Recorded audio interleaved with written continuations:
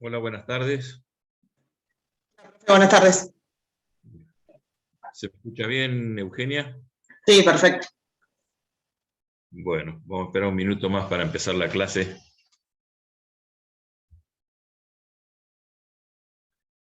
El que no pueda activar la cámara no hay problema.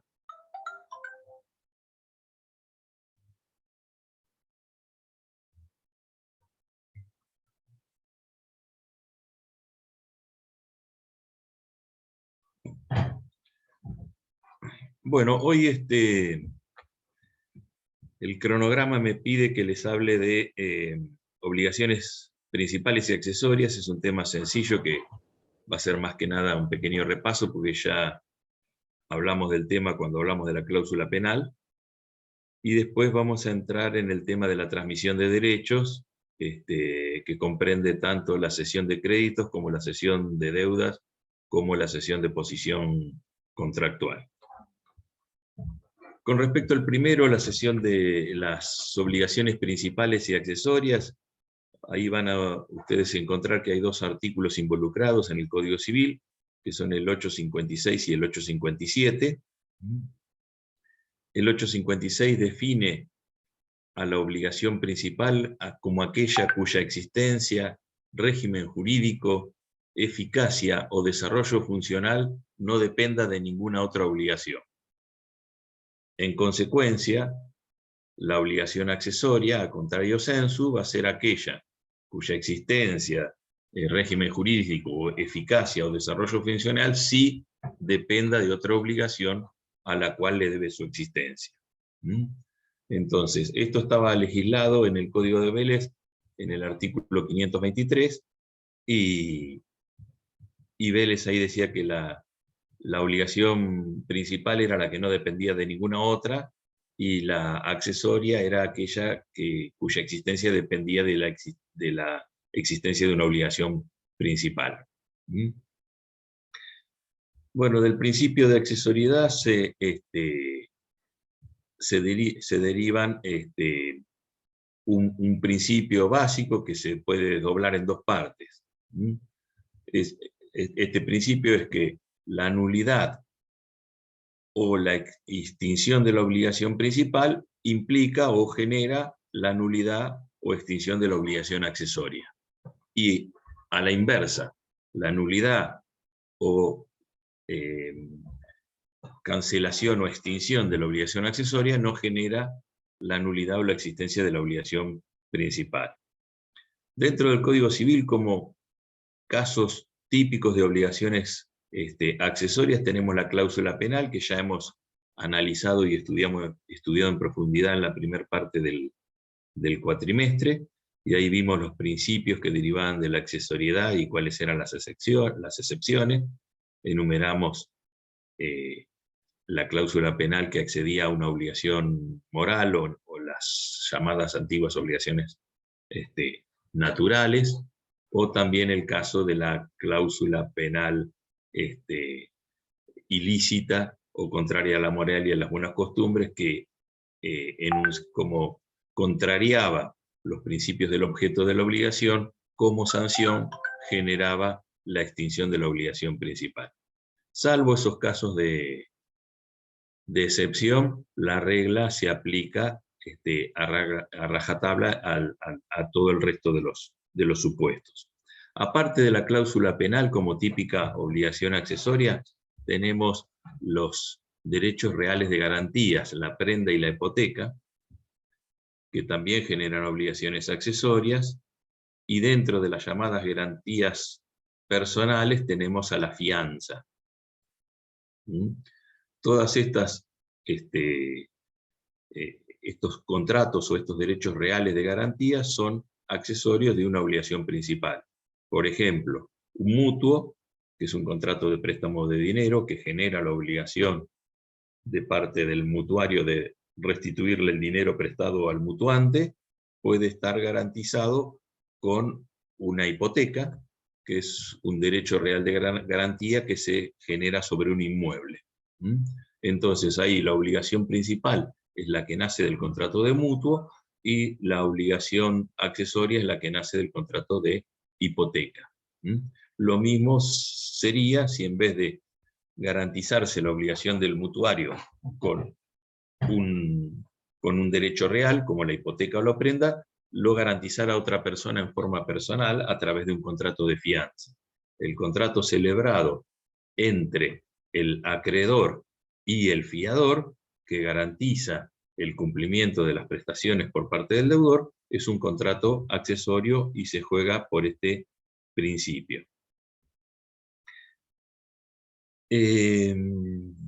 Bueno, de esto no hay mucho más que decir. Entonces vamos a pasar ahora a la transmisión de derechos. Nosotros la transmisión de derechos, si ustedes la buscan en el Código Civil, no la van a encontrar en la parte general de obligaciones como ocurría en el Código de Vélez.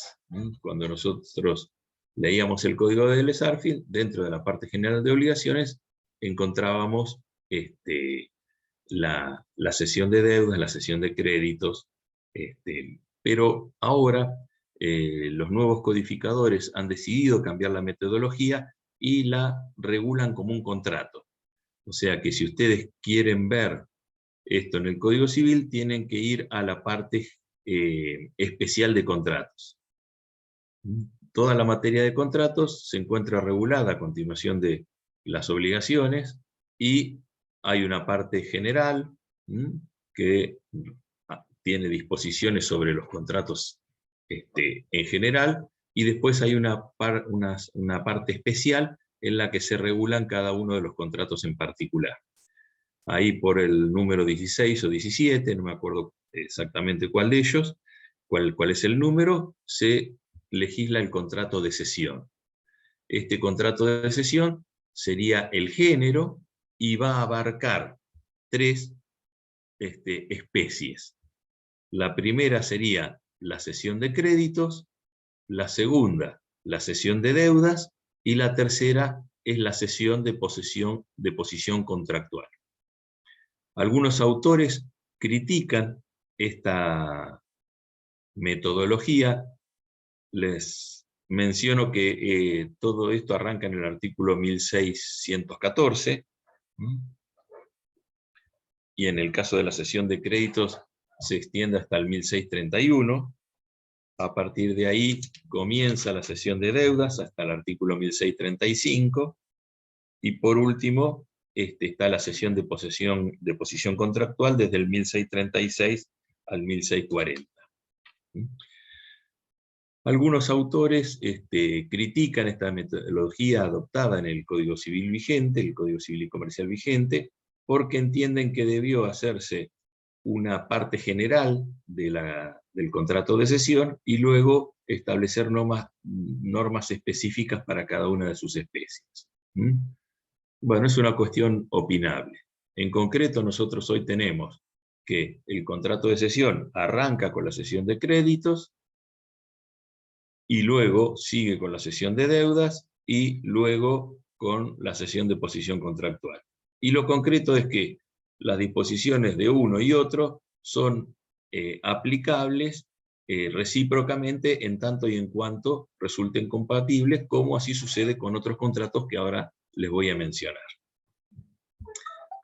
En cuanto al contrato de cesión, haciendo una breve o muy breve referencia histórica, en el derecho romano original estuvo prohibido porque, recuerdan ustedes, en las primeras clases, los romanos concebían al vínculo obligacional como un vínculo estrictamente personal entre el acreedor y el deudor, y este vínculo, tanto desde el punto de vista activo, o sea, desde el lado del acreedor, como desde el punto de vista pasivo, desde el lado del deudor, no era transmisible. Y en consecuencia la obligación nacía, se desarrollaba y se extinguía entre los mismos protagonistas. La primera excepción que se hizo a esta regla fue la transmisión por causa de muerte. O sea que cuando fallecía el acreedor o el deudor, se empezó a permitir la cesión del crédito o de la deuda a los sucesores universales, en tanto y en cuanto no se trate de las llamadas obligaciones intuitas y personales, que solamente podían ser cumplidas específicamente por las partes originarias.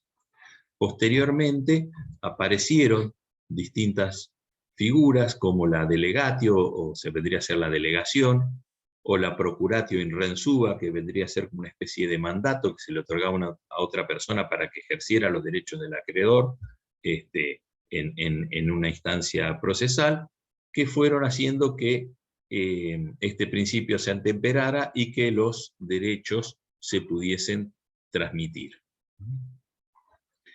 ¿En qué consiste el contrato de cesión de derechos? Precisamente como la palabra lo dice, cuando éste tiene por objeto la transmisión de un derecho. Por supuesto, este derecho tiene que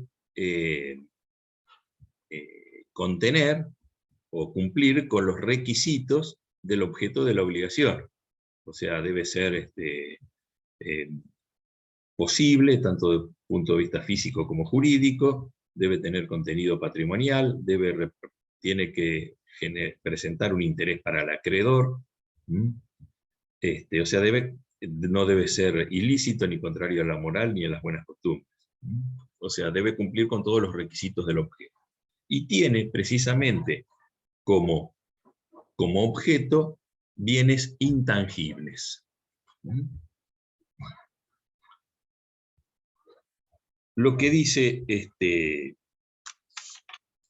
el artículo 1614 es que cuando la cesión del derecho se haga a cambio de un precio cierto en dinero, se le aplican en forma subsidiaria las reglas de la compraventa. Cuando se haga a cambio de una cosa, de un objeto, se le aplican las reglas de la permuta, y cuando se lo haga a título gratuito, se le aplican las reglas de la donación. A esto que dice el artículo podemos agregar que también la cesión puede adoptar otras dos formas. Se puede ceder un derecho a cambio de otro derecho, en el caso en el cual estaríamos hablando de una cesión-cesión, y se puede ceder el derecho a cambio de la prestación de un servicio, en cuyo caso estaríamos hablando de la cesión-servicio. Entonces, resumiendo, la cesión puede adoptar 5 modalidades: cesión venta, cesión permuta, cesión donación, cesión o cesión servicio. La calificación va a depender de la contraprestación que se comprometa a cambio del derecho que se recibe. ¿Cuáles son las partes del contrato? Por un lado tenemos el cedente, que es el titular del derecho, y por otro lado tenemos al cesionario, que es quien recibe el derecho. El deudor cedido no forma parte del contrato. Entonces, si vamos a las características de este contrato, se trata de un contrato bilateral. O sea que se genera entre cedente y cesionario. Reitero, el cedente es el titular del crédito y el cesionario es quien recibe el crédito de parte del cedente a cambio de una contraprestación o no.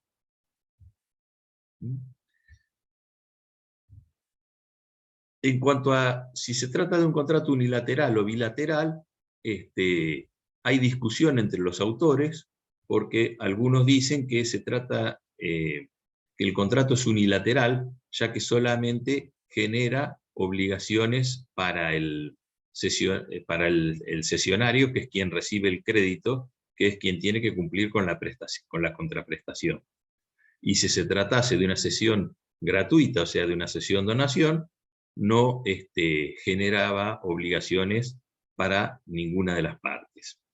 Esto no es cierto, ya que vamos a ver ahora cuando analicemos las obligaciones del cedente y cesionario, que independientemente cuál sea la forma pactada entre las partes, hay obligaciones recíprocas para ambas partes. Entonces, tenemos que las partes son el cedente, que es el titular del crédito, y el cesionario. Y el deudor cedido no forma parte del contrato. La cesión... Perdón, sí. el deudor cedido sería como, o sea, como la otra parte que no está, digamos, o sea... Como Sería un tercero respecto del claro, contrato. ahí está, no me salía. Está fuera del contrato. En realidad, el deudor cedido formaría parte del objeto, porque nosotros lo que estamos transmitiendo es un derecho inmaterial que consiste, en este caso, en una prestación. Quien la va a tener que cumplir es precisamente el deudor. Entonces, el objeto del contrato de cesión, de manera, digamos, mediata, sería la prestación que tiene que cumplir el deudor. Este es un contrato que ha adquirido particular importancia en los tiempos que corren. Originalmente era un contrato menor, o sea, los contratos madres, los que uno veía, eran los que versaban sobre cosas. La compraventa, la permuta, el alquiler, el comodato, el depósito, son todos contratos que tienen por objeto cosas. Mientras que la cesión, que tiene por objeto derechos inmateriales, era un contrato menor en cuanto a su cuantía, pero hoy hay mucha cantidad de derechos inmateriales que se transmiten. No solo los derechos creditorios, que digamos tienen por objeto obligaciones ya constituidas, sino otro tipo de derechos, como por ejemplo el derecho a la imagen, las patentes, las franquicias, en las cuales una parte transmite un modelo de negocio a otra para que esta otra lo desarrolle, etcétera, etcétera. O sea que es un contrato que está en franca expansión. Sí. La cesión de derechos de una propiedad también sería parte de esto, ¿no? Cuando vos cedes los derechos a otra persona de una propiedad. No, si uno transmite los derechos sobre una propiedad, Sí. en realidad es una compraventa. Ah, bien. Si uno transmite el derecho real, sí, de la propiedad, es una compraventa o una donación. Era como lo que vimos de dar en realidad, ¿no? ¿Cómo? Era como las obligaciones de dar, o sea, lo del título. En realidad la cesión también genera obligaciones de dar, pero en este caso es un objeto inmaterial. ¿Y por qué se hace una cesión de derechos, se le dice así? Porque a veces lo que se cede no es el derecho de propiedad, sino, por ejemplo, un derecho de posesión. Vamos a suponer que yo ocupo un inmueble sin ser el propietario. O tengo el uso y goce de un inmueble a través de un contrato de locación. El locatario tiene un uso y goce de un inmueble a través de un contrato de locación. Si él cediera ese derecho a otra persona, estaría cediendo el derecho de uso y goce sobre el inmueble, que es el derecho que él detenta. Si yo, en vez de ser el propietario de un inmueble, soy un poseedor, que puedo ser de buena fe o de mala fe, con título o sin título, también puedo ceder ese derecho sobre ese inmueble. Pero no estoy cediendo la propiedad. La propiedad cuando yo cedo la propiedad del inmueble, es compraventa, permuta o donación. Bien, gracias. Una pregunta, doctor. Sí. Con respecto a una sucesión, ¿no? Sí. Los derechos hereditarios. Vos se los puedes ceder.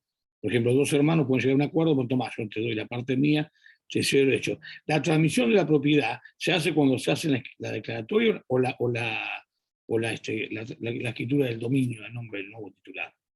O sea, la cesión de derechos hereditarios puede comprender todos los derechos del heredero o puede comprender solamente algunos. Vamos a suponer que se cedan los derechos sobre un inmueble en particular. Sí. O sea, fallecen los padres y dos hermanos heredan un inmueble y uno de los hermanos decide cederle los derechos hereditarios sobre ese inmueble al otro hermano. Esa cesión, ahora vamos a hablar de la forma del contrato un poquito más adelante, pero esa cesión se hace por escritura pública y luego, cuando se manda a inscribir la propiedad a titularidad en este caso del cesionario, va a inscribir la mitad del inmueble por su propio derecho y la otra mitad por la cesión que le hizo su hermano de los derechos hereditarios.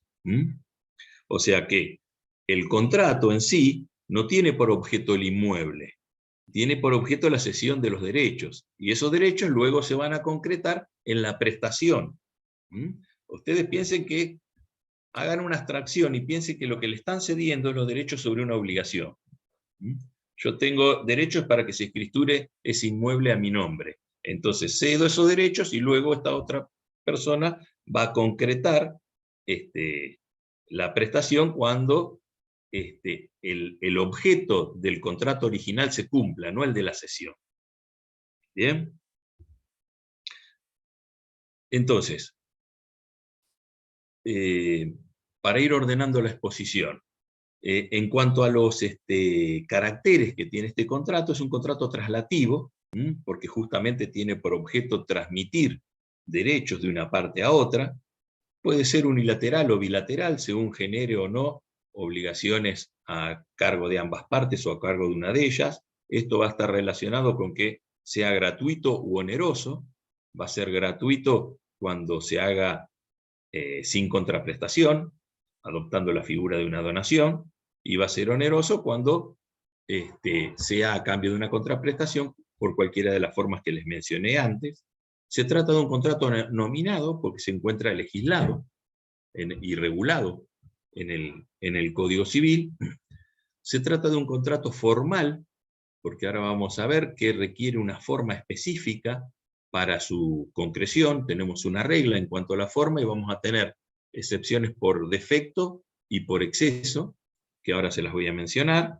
Y por último, se trata de un contrato de disposición, porque implica una transmisión patrimonial. O sea que si el que hace la cesión es un apoderado, tiene que tener un poder para actos de disposición. O sea, los poderes en general pueden ser poderes generales y pueden ser de disposición o de administración. Los poderes de administración autorizan hacer una serie de actos, pero no implican la posibilidad o no abarcan la posibilidad de hacer ningún acto que disminuya el patrimonio del mandante. Mientras que los poderes de disposición son los que le permiten al mandatario precisamente transmitir el patrimonio de su mandante. En este caso, si la cesión se haría por apoderado, necesitaría de un poder de disposición. Y después vamos a ver que para determinadas sesiones se requieren poderes especiales. No basta con poderes generales. Entonces, el contrato de cesión es un contrato bilateral que se celebra entre el cedente, titular del derecho, y el cesionario. ¿Qué capacidad hace falta para tenerlo? Y hace falta tener capacidad para disponer. O sea, que el cedente pueda hacer actos de disposición. Y en cuanto a la legitimación, solamente lo puede hacer el titular del derecho o un apoderado con facultades suficientes. En cuanto a la forma, en principio se requiere la forma escrita. El artículo 1618 dice que los contratos de cesión deben hacerse por escrito. No importa que el derecho que se cede esté en un instrumento escrito o no. Aún un derecho que uno no tenga en un instrumento escrito, su cesión se debe hacer por instrumento escrito. Por ejemplo, en este caso que veníamos mencionando hace un ratito con Eugenia, si tenemos un derecho posesorio sobre un inmueble, ese derecho posesorio no está materializado instrumentalmente en ningún lado, es un hecho. Yo tengo la posesión de un inmueble, me comporto respecto de ese inmueble como si fuese el dueño, y si quiero ceder esos derechos posesorios sobre el inmueble, tengo que hacerlo por escrito, aunque no hay un instrumento escrito en el que conste ese derecho de posesión. ¿Bien? Les decía que esta forma genérica establecida para el contrato de cesión tiene excepciones por defecto y por exceso. Aquellas que requieren menos formalidades, o sea, que no requieren la forma escrita, es aquellos derechos que se encuentran instrumentados en los llamados títulos al portador. Por ejemplo, el pagaré, el cheque, la factura conformada, los llamados, también se conocen como títulos de crédito. Los títulos de crédito se transmiten mediante, si tienen designado el beneficiario, se transmiten mediante el endoso. Y si no tienen designado beneficiario, se transmiten con la tradición, o sea, con la simple entrega del instrumento. Entonces, vamos a suponer que yo tengo un pagaré sin protesto, un pagaré en el cual está instrumentado un crédito que tengo contra una persona, pero en la parte que dice a favor de, no hay nadie, está en blanco. ¿Eso qué significa? Que el titular del crédito es el tenedor del título. Si yo tengo el pagaré, a la fecha de vencimiento tengo el derecho de ir a reclamarle al deudor su pago. Si quiero transmitir ese crédito que tengo contra el deudor, que sería el librador del pagaré, lo único que tengo que hacer es darle un instrumento al cesionario. Ahora, si ese pagaré en la parte que tuviese designado un beneficiario, por ejemplo, dijera pagaré sin protesto la cantidad de 100.000 pesos a Juan Rodríguez, en ese caso Juan Rodríguez, si quiere transmitir ese crédito, lo hace mediante el endoso. ¿Qué es el endoso? En el anverso del pagaré hace su firma con la aclaración, con el número de documento, y eso significa que Juan Rodríguez le transmitió al tenedor del instrumento los derechos sobre el mismo. La cesión de créditos, a su vez, en cuanto a la forma, requiere la transmisión o la entrega del instrumento en el que se encuentra instrumentado el crédito. O sea, si el crédito se encuentra en un instrumento escrito, que puede ser público o privado, junto con el contrato de cesión, que se hace por escrito, también hay que entregar los títulos.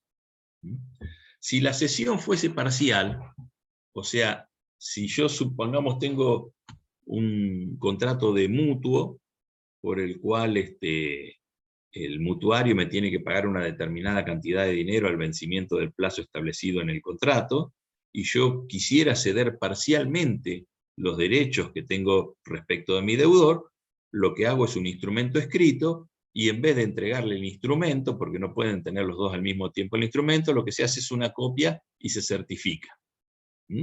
Entonces, en ese caso, el instrumento original se lo queda al cedente, que conserva una parte del crédito para sí, y el instrumento y el cesionario se queda con una copia certificada del crédito.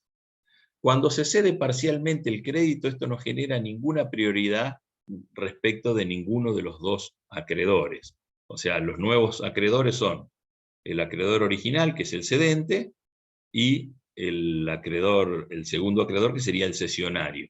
Los dos se quedaron con una parte del crédito. Ninguno tiene prioridad sobre el otro, o sea, están en una condición de igualdad, salvo que en el instrumento de cesión se haya establecido que tiene prioridad para el cobro el cedente o el cesionario. Si nada se dijo, están en condición de igualdad.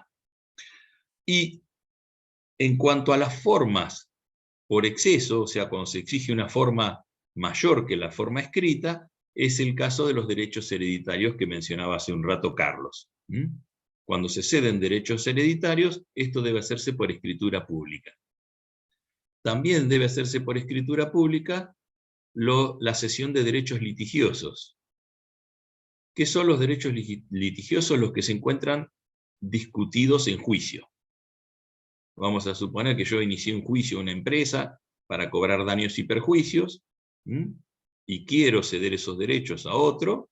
En ese caso lo tengo que hacer por escritura pública. Si la cesión de derechos litigiosos no involucra a un inmueble, se puede hacer también por acta judicial.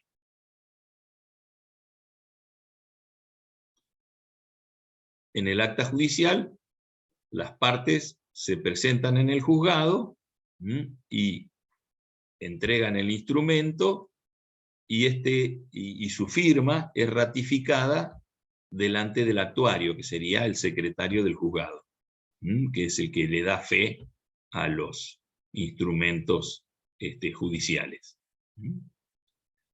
Y también se va a necesitar escritura pública cuando el crédito que se transmite hubiese originalmente sido instrumentado en escritura pública. Aunque esa no haya sido la forma prescripta por la ley para el derecho que se transmite, si se adoptó esta modalidad para constituir el crédito, para su transmisión se debe seguir con la misma modalidad.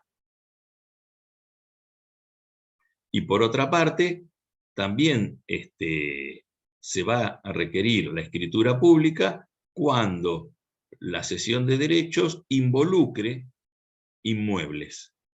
Por ejemplo, el caso de la transmisión de derechos posesorios sobre un inmueble. Yo no transmito la propiedad del inmueble, sino lo que transmito son los derechos posesorios. O también puedo transmitir una parte de los derechos que emanan del derecho de propiedad, por ejemplo, el derecho de usufructo. El derecho de usufructo se transmite por escritura pública. ¿Podría ser como el fondo de comercio? En el fondo de comercio no hace falta la escritura pública. Lo que sí hace falta es la forma escrita y la publicación de dictos. Ah, bien. La transmisión de fondo de comercio requiere, está regulada en una ley especial, y entre los requisitos de formalidad que se establecen en la misma es que no solo se debe hacer un instrumento escrito, sino que se debe publicar edictos por 30 días en el boletín oficial y en el diario de mayor circulación del lugar en donde funciona el fondo de comercio, para que en ese lapso se presenten eventuales acreedores del cedente, o sea, de quien transfiere el fondo de comercio. Si el fondo de comercio implicase a su vez la transmisión de derechos sobre una propiedad, ahí sí se requeriría la escritura pública.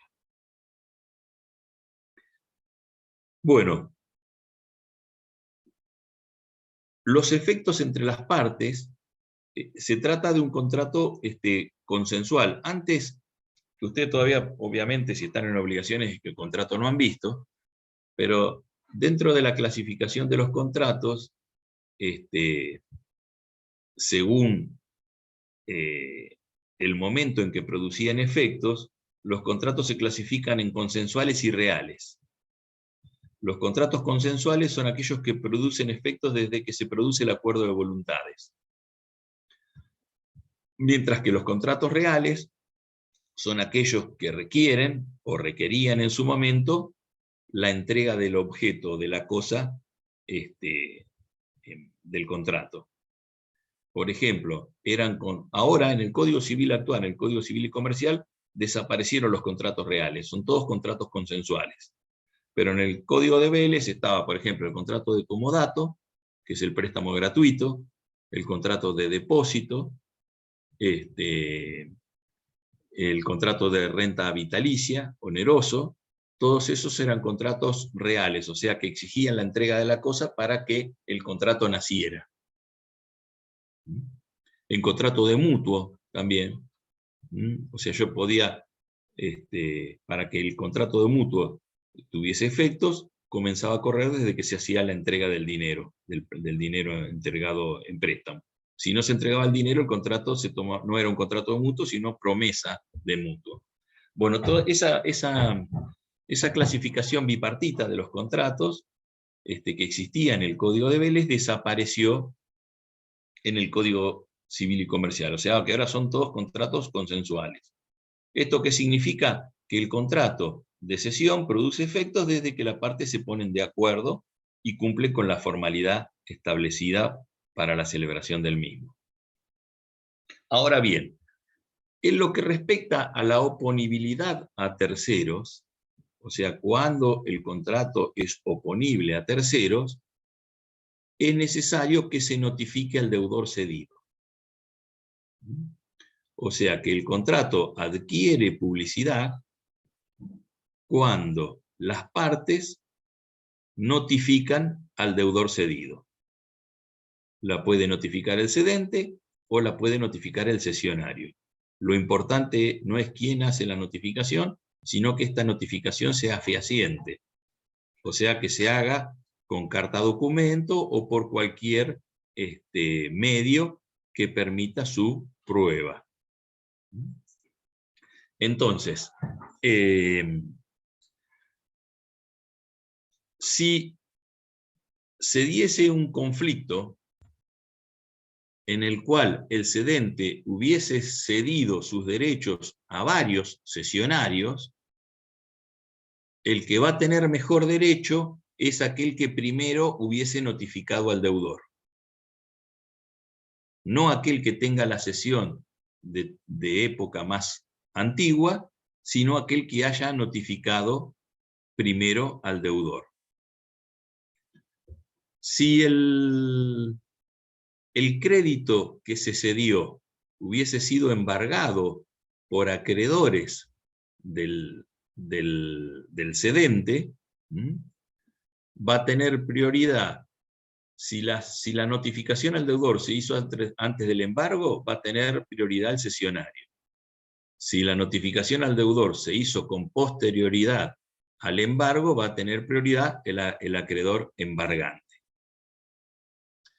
En caso que el cedente se presente en concurso o quiebra, pasa exactamente lo mismo.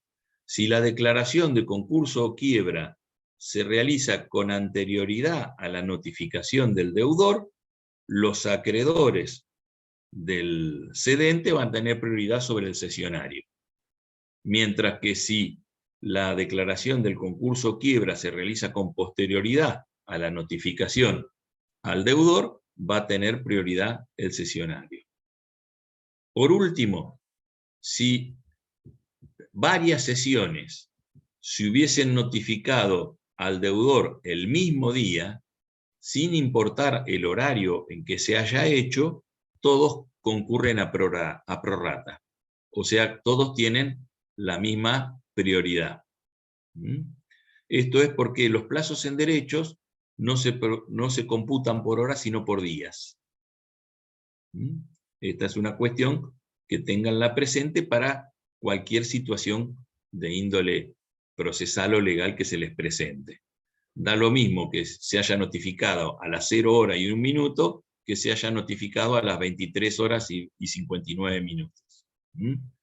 El plazo se cuenta por día y no por horas. Bueno, la cesión, a su vez, puede tener diferentes modalidades, aparte de las que ya les mencioné, que eran la cesión compraventa, la cesión permuta, la cesión cesión, o la cesión servicio, o la cesión donación. También existe lo que se llaman las cesiones en garantía. En este caso, el cedente le cede al cesionario un crédito en garantía de una obligación que éste tiene con aquel. O sea, el cedente es deudor del cesionario. Y para garantizar el cumplimiento de esa obligación, le cede un derecho del cual él es titular. En este caso se aplica, sería lo que se llama una cesión fianza, o cesión en garantía, y se le aplican las reglas de la fianza. Si el deudor, que en este caso sería el cedente, cumple con la obligación, el cesionario va a tener que restituirle el crédito. Si el deudor no cumple con la obligación, el cesionario hará efectivo su crédito sobre el crédito que le fue cedido. Eso sería lo que se llama la cesión en garantía. Bueno, ahora vamos a ver cuáles son las obligaciones del cesionario. Existe lo que se llama una garantía de derecho y una garantía de hecho.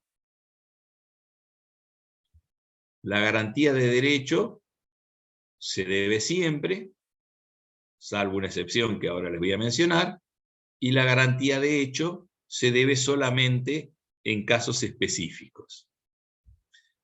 ¿Cuál es la garantía de derecho? La que versa sobre la existencia y legitimidad del crédito. O sea que el cedente le garantiza al cesionario la existencia y legitimidad del crédito. ¿Esto qué significa? Que el crédito existe. Y que aparte es legítimo.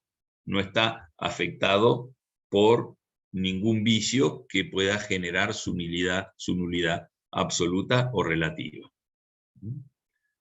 La garantía de hecho es la que versa sobre la solvencia del deudor cedido.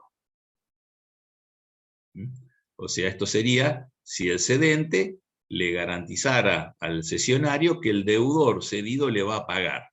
Esta garantía, en principio, no se debe, salvo que el cedente efectivamente se comprometiera o la asumiera. En este caso, el cedente quedaría como fiador. O sea, si yo cedo mi crédito al cesionario y le garantizo que el deudor cedido le va a pagar, si el deudor no le paga al cesionario, en este caso va a poder demandarme a mí. Previamente deberá escutir los bienes del deudor. ¿Qué significa escutir? Ejecutar. Hay algo que se llama beneficio de escusión. ¿Qué es el beneficio de escusión? Si yo tengo, supongamos, un deudor y un garante, que es lo que ocurre en este caso, el deudor es el deudor cedido y el garante es el cedente que garantizó la solvencia del deudor, primero el acreedor tiene que ir contra el deudor cedido. Y recién, después que haya ejecutado todos los bienes del deudor cedido, si no cobró todo o parte de la deuda, podrá ir contra el cedente. Eso es el beneficio de escusión. El beneficio de escusión lo alega el garante. En este caso, el cedente. O sea que, ¿en qué consistiría el cedente cuando el cesionario le viene a demandar el cobro del crédito porque el deudor no pagó? Le dice, no, pará, primero andá y ejecutá todos los bienes que tenga el deudor. Y si no podés cobrar, recién ahí podés venir contra mi patrimonio. Eso es el beneficio de escusión. Entonces, ¿esas serían las dos obligaciones que tiene el cesionario? Claro. O sea, la obligación del cesionario es garantizar la existencia y legitimidad del crédito, nada más. A su vez puede asumir en forma voluntaria que la solvencia del deudor cedido. Pero mientras que la primera es una obligación que emerge de la ley, la segunda es una obligación que emerge del acuerdo de voluntades. ¿Cuáles son las excepciones? No se debe la garantía legal o la garantía de derecho, o sea, aquella sobre la existencia y legitimidad de crédito. Esto se llama garantía de evicción. La van a ver ustedes en el artículo 1033 y siguiente del Código Civil. No se debe cuando yo transfiero el derecho como litigioso o dudoso. Entonces, si yo, al ceder el crédito, le digo al cesionario, mire, este derecho es litigioso o es dudoso, no se debe la garantía de evicción. Porque justamente el cesionario está recibiendo el derecho de esa manera, sabiendo el riesgo que está corriendo. A su vez, la garantía de solvencia se debe, aunque no se haya comprometido expresamente, cuando el cedente sea de mala fe. O sea, cuando el cedente supiera de la insolvencia del deudor cedido. O cuando el deudor cedido se hubiese presentado en concurso quiebra con anterioridad a la cesión. ¿Cómo, profe, podés repetir? Sí. Les había dicho que la garantía de hecho, o sea, aquella que versaba sobre la solvencia del deudor cedido, solo se debía si el cedente la asumía respecto del cesionario en el contrato de cesión, ¿no es cierto? Si no, el riesgo de cobrar o no cobrar es para el cesionario. También dijimos que el cedente podía asumir voluntariamente la solvencia del deudor cedido, en cuyo caso actuaba como un fiador. Ahora bien, también debe garantía por la solvencia del deudor en caso en que el cedente hubiese obrado de mala fe. O sea, ¿y en qué consiste la mala fe en este caso? Que el cedente conocía al momento de la cesión que el deudor cedido era insolvente. O que sin haberla conocido, el deudor se hubiese presentado en concurso o quiebra con anterioridad a la fecha de la cesión.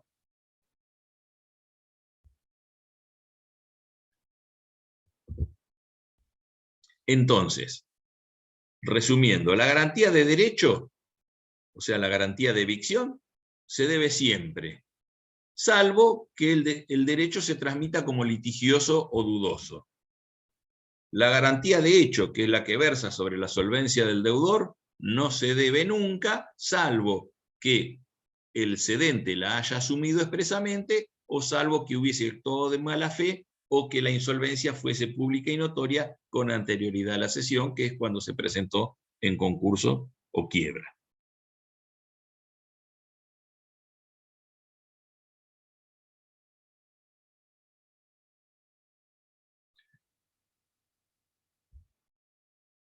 Ahora, para ir terminando con la sesión de créditos, vamos a ver algunos supuestos especiales. ¿Qué pasa con la cesión de un crédito prendario?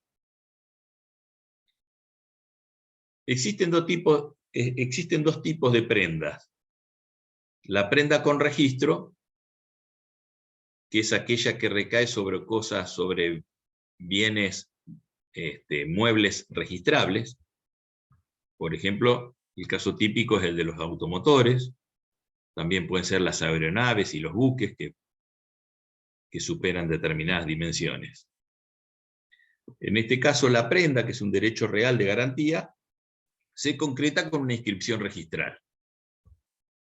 Pero el bien que constituye la garantía continúa en poder del deudor.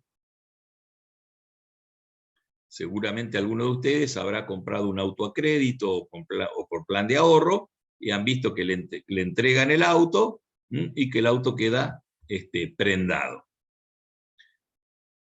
En esto no hay ninguna particularidad que destacar. Pero existe la llamada prenda real, que es o también que se conoce vulgarmente como prenda con desplazamiento, que es cuando el deudor le entrega al acreedor el objeto que constituye la garantía de su crédito. El caso típico es el empeño, lo que se conoce como empeño.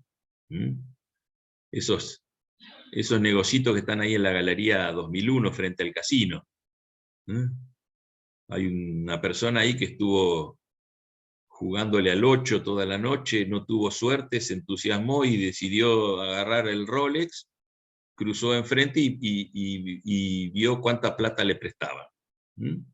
Entonces el titular del negocio de la empresa le da un préstamo de dinero, le dice, bueno, por este reloj te puedo dar 5.000 pesos, y se queda con el reloj en garantía de su crédito.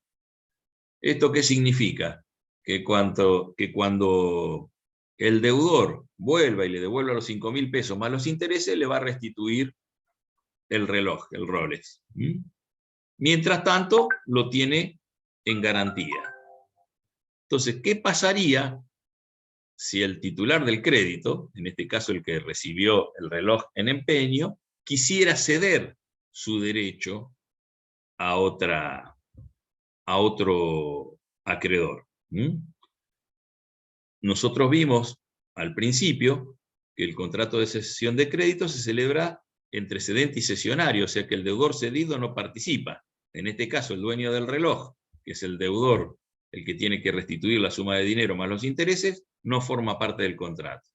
Entonces, ¿se puede ceder este derecho? Sí, se puede ceder, pero no se puede entregar la cosa. O sea, el objeto dado en prenda tiene que quedar en poder del acreedor originario.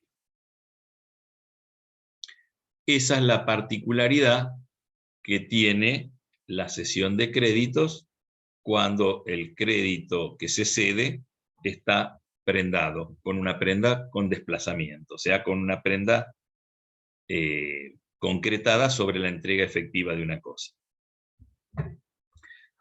También me pide el programa que compare la cesión de créditos con otras figuras que resultan afines. Por ejemplo, la novación.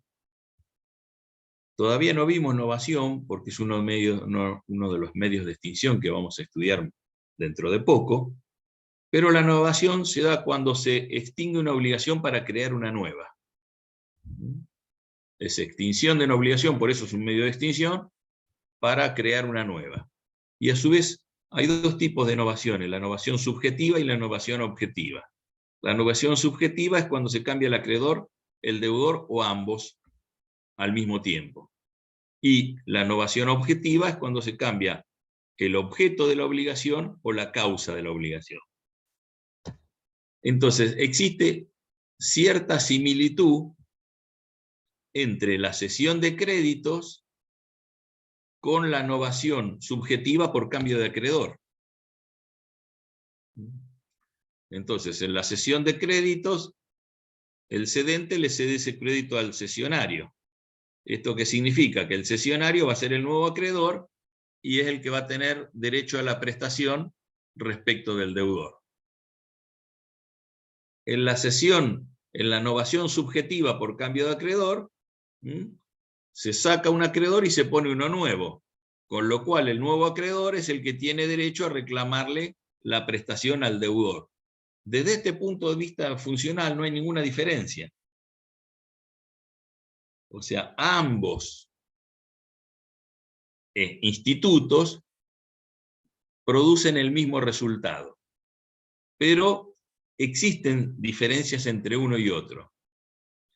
La primera diferencia es que en la cesión de créditos lo que hay es una transmisión del crédito, pero el crédito no se extingue, subsiste. Es el mismo crédito que pasa de una persona a otra. Mientras que en la novación subjetiva por cambio de acreedor, el crédito originario se extingue y nace un crédito nuevo. Y esto tiene consecuencias prácticas muy importantes, porque al extinguirse el crédito originario y nacer un crédito nuevo, todos los accesorios del crédito originario se extinguen por el principio de accesoriedad que mencionábamos al principio.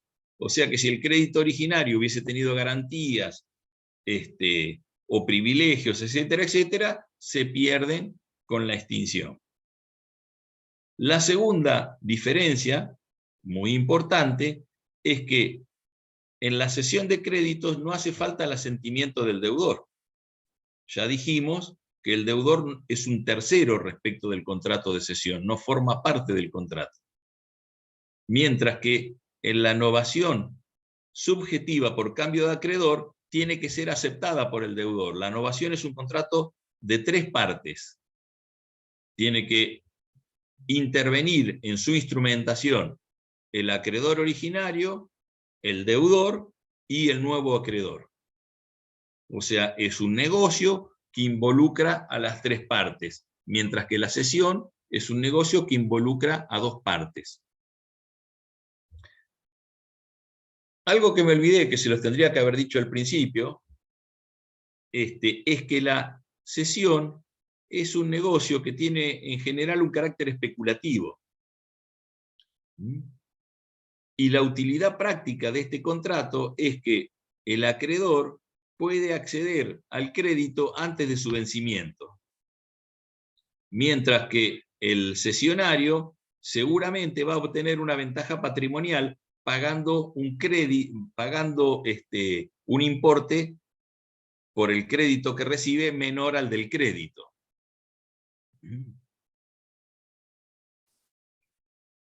Esto se entiende en lo que se llama en los bancos las operaciones de descuento. Vamos a suponer que a mí me pagaron con un cheque. Ese cheque vence el 30 de septiembre del 2022.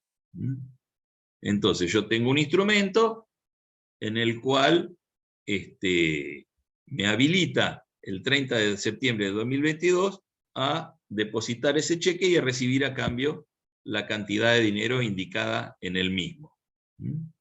Pero vamos a suponer que yo necesito el dinero ahora, no puedo esperar hasta el 30 de septiembre.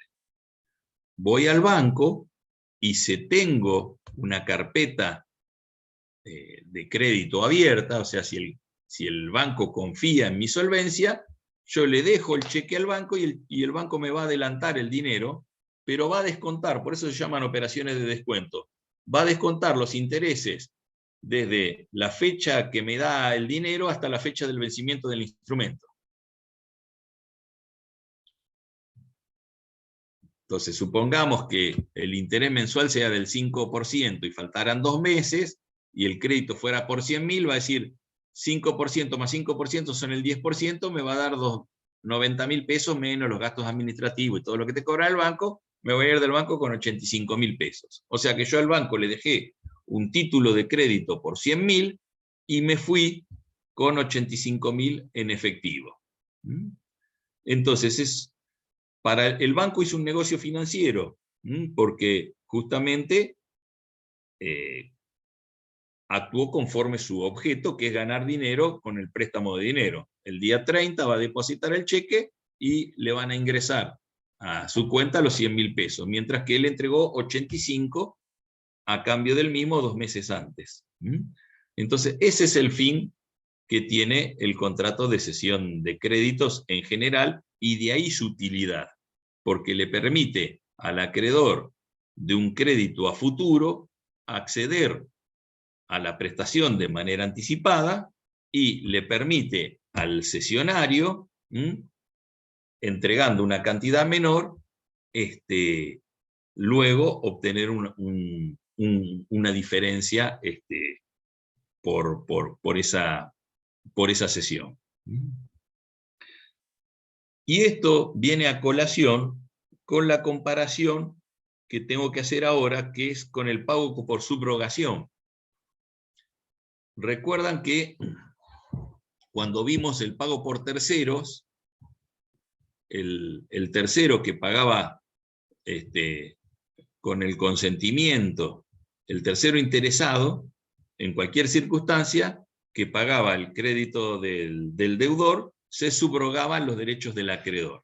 ¿Esto qué significa? Que se colocaba en la misma posición que el acreedor. Entonces, desde este punto de vista, entre la subrogación legal y la cesión de créditos, en principio no habría diferencia. En ambos casos hay un reemplazo de la figura del acreedor. En el primero, en la cesión de créditos, el cesionario reemplaza al cedente. En el segundo, en la subrogación legal, el tercero interesado que paga reemplaza al acreedor. O sea, en ambos casos tenemos un nuevo acreedor. ¿Cuál es la diferencia? Como les dije hace unos momentos, la cesión de créditos es un negocio especulativo. O sea, el cesionario le paga al cedente a cambio de un crédito para obtener una ventaja patrimonial, una ganancia. O sea que el cesionario le va a reclamar al deudor cedido la totalidad del crédito que él recibió, independientemente de lo que le haya pagado al cedente. Mientras que en la subrogación legal, el tercero interesado que paga solo tiene derecho a cobrarle al deudor la suma que él pagó. O sea, no hay beneficio económico en la subrogación legal. El que sí existe en la cesión de créditos.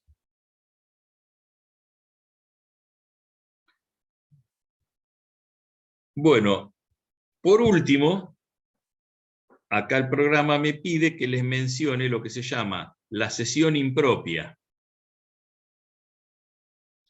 Y hay dos versiones de la cesión impropia: la pro soluto y la pro solvendo.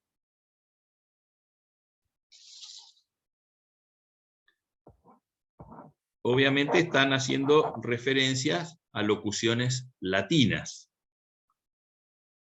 Pro soluto sería cesión en pago. Y pro solvento sería cesión para pagar.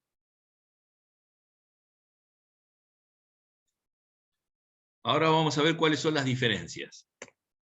En la cesión pro soluto nosotros tenemos que existe una obligación preexistente entre cedente y cesionario, en el cual el cesionario cumple el rol de acreedor y el cedente cumple el rol de deudor.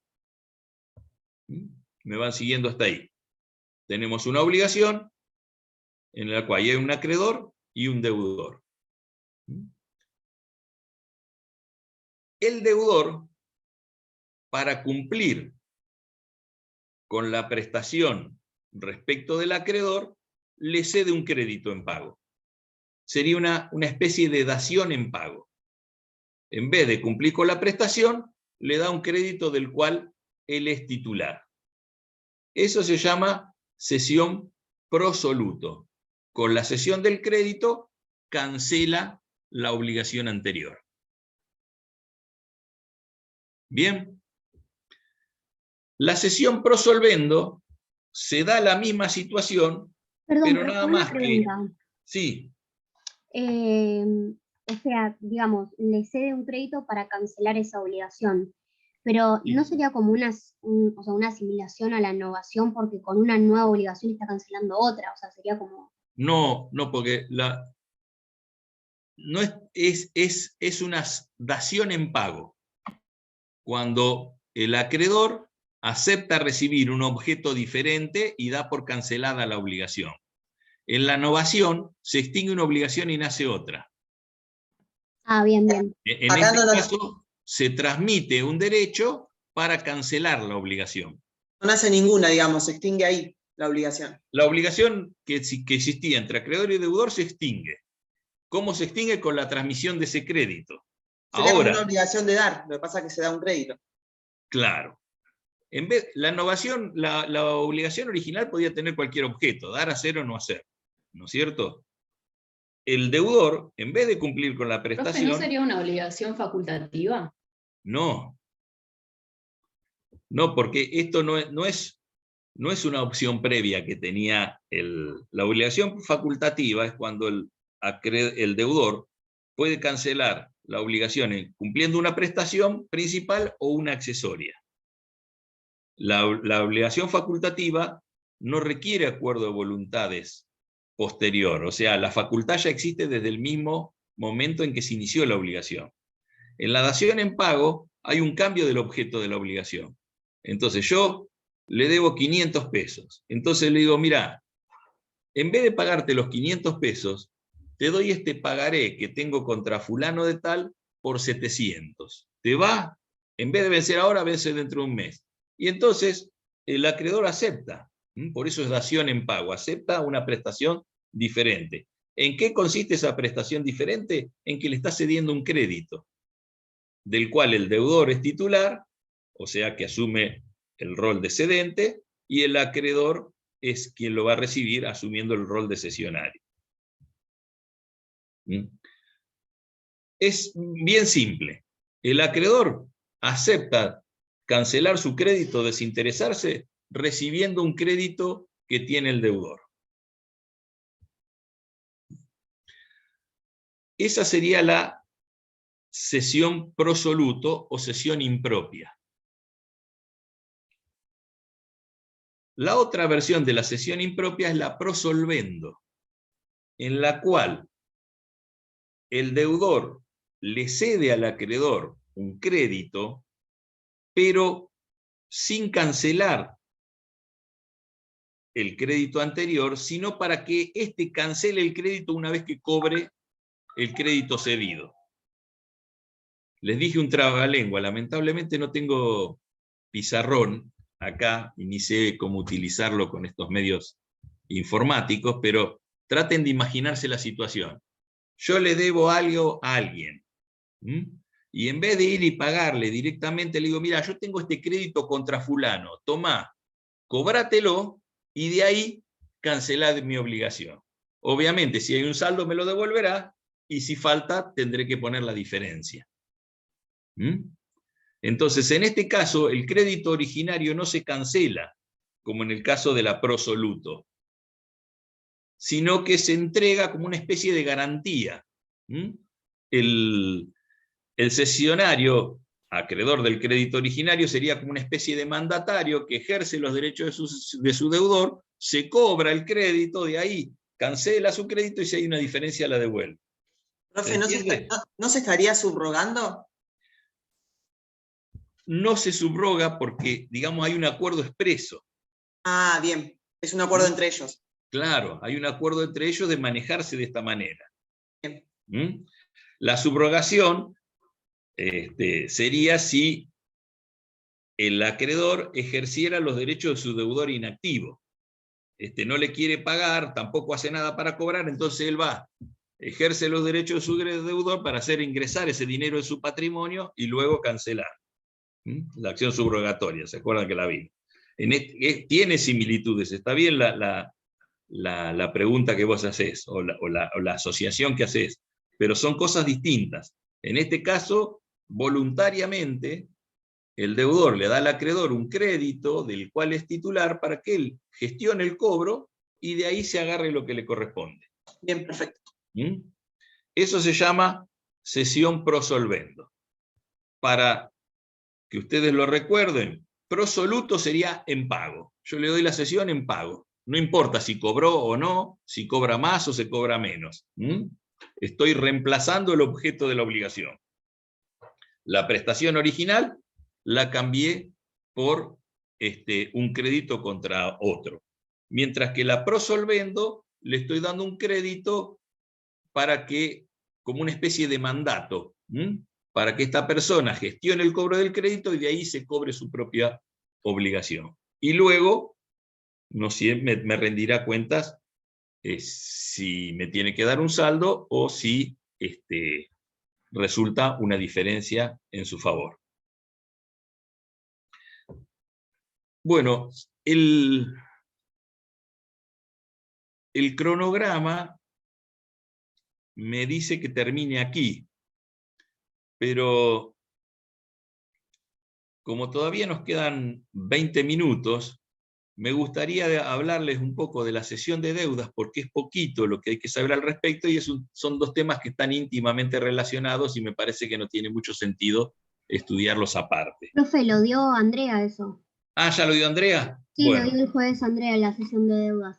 No Listo. sé si por ahí quedaron dudas o algo por ahí, aprovechar para hacer preguntas. Bueno, ahí está. Pero sí, el tema lo había dado. Si ya lo vieron, entonces no lo vamos a repetir. Bueno, entonces nos volveremos a ver por este medio el martes que viene, porque aparentemente por disposición del Consejo Académico, las clases hasta el fin del cuatrimestre van a ser así virtuales. Lo que sí va a ser presencial es el examen parcial. ¿Se sabe la modalidad, profe, del examen? Sí, va a ser un escrito. En principio el parcial va a ser un escrito como el que hicimos la otra vez, y probablemente, como ahora son menos, el recuperatorio sea oral directamente para acortar los tiempos de la evaluación. ¿Mm? Bueno, nos vemos el martes que viene. Oh, profe, gracias. Chao, Hasta profe, luego. gracias. Perdón, ¿puedo hacer una consulta? Pero no sobre Sí. la cátedra. Sí, Sobre las jornadas que nos comentaron que van a estar la semana que viene. sí. ¿Alguna charla o algún tema fuera de lo que es obligaciones que recomiende, como para ir a ver? La verdad es que no me he interiorizado acerca de las jornadas, así que no sé los temas que se tratan. Pero son jornadas nacionales de derecho civil, así que todos los temas son interesantes y van a versar Yo tengo sobre la imagen con los temas que se van a dar. Si quieren, después lo paso al grupo. Ah, bien. Y Después lo paso. siempre es interesante ir a las jornadas porque se ven temas que están en actual evolución. O sea, se proponen soluciones nuevas a cuestiones jurídicas, así que es una buena oportunidad para aprender. Está bien, buenísimo. Voy a ver si puedo hacer tiempo. Muy bien. Gracias. No es obligatorio, es una sugerencia que se les da. Sí, yo estudiaba en La Plata otra carrera y iba con las cosas que podía también fuera de la facultad. Así es. Bueno, nos vemos entonces el martes que viene. Gracias, chao, suerte. Hasta luego. Chao, profe, gracias.